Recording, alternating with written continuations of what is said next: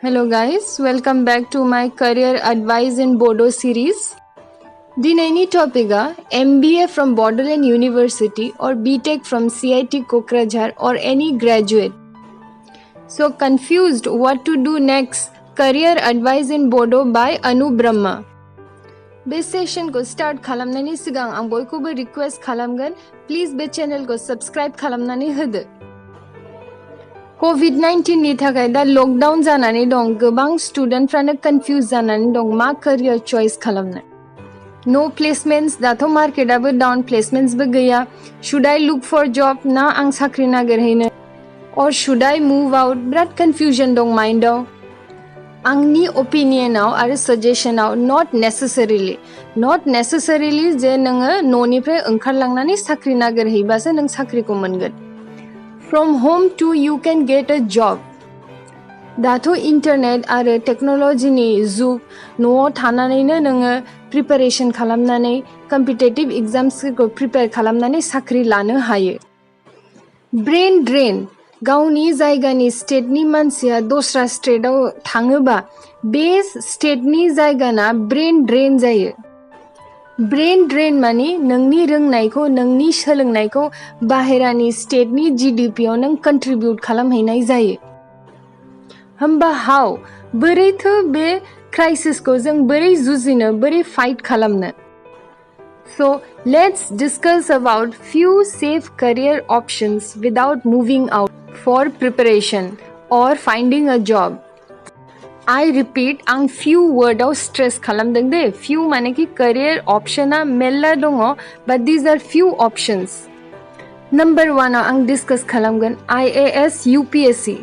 बेखौ जों इन्डियाआव सबसे टप मोस्ट एन्ड रिस्पेक्टेबल जब होननानै कन्सिडार खालामो।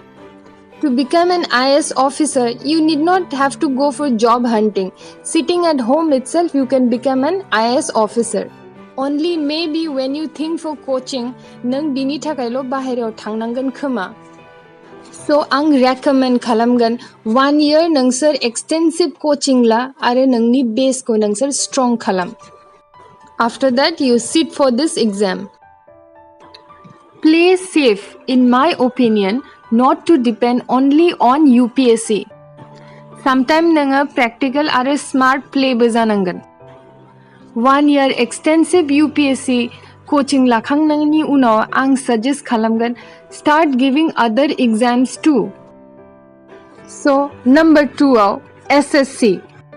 UPSC नि उनाव आं नोंसोरखौ रेकमेन्ड खालामगोन SSC को डेफिनेटली लिर। SSC आ सेन्ट्रेल गभर्नमेन्टनि आन्डाराव गोलैयो आरो बिनि सेलारियाबो 7 पे कमिशनाव गोलैयो। बे एग्जामाबो जेन्युइन जायो, मोजाङै नों प्रिपारेसन खालामोबा विदाउट फैसा नों बे साख्रिखौ मोनगोन। नम्बर 3 आव आं रेकमेन्ड खालामगोन इन्सुरेन्स सेक्टर। इन्सुरेन्स सेक्टराव IRDA आव मोनोबा बे टप मोस्ट पोजिशन जायो इन्सुरेन्स सेक्टराव। LIC, NICL एटसेट्रा दस्राबो दंबावो। बिदि एग्जाम्सफ्रा इयरलि ओंखारो, एभ्रि इयर ओंखारो।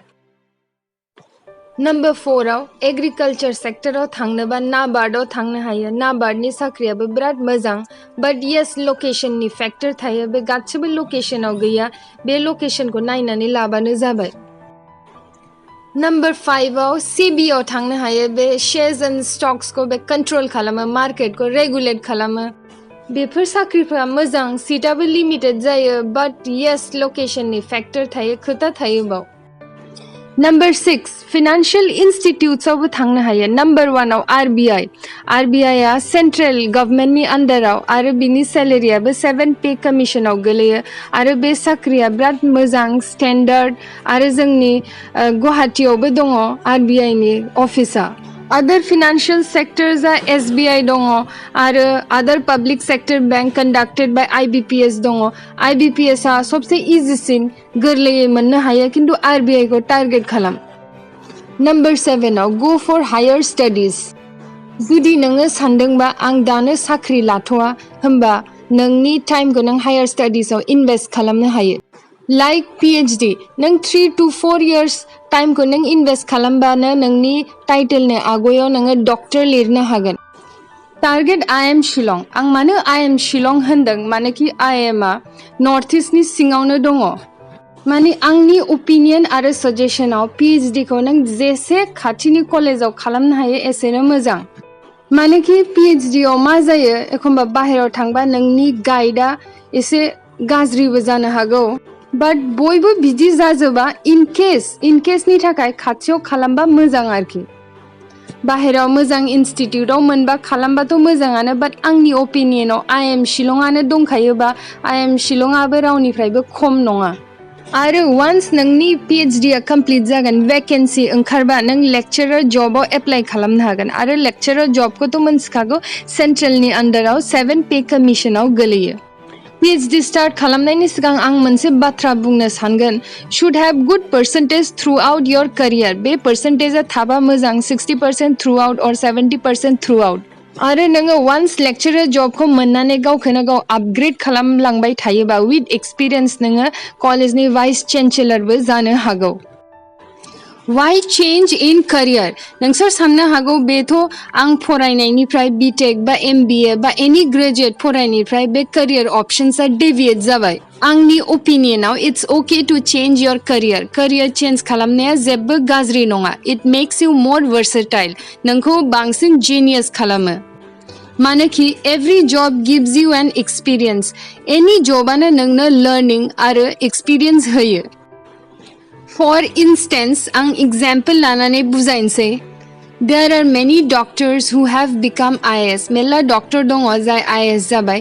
मेरला MBS बो दङ जाय IAS जादों आरो मेरला IAS बो दङ जाय साख्रिखौ गारनानै एन्टारप्रेन्योर जादों।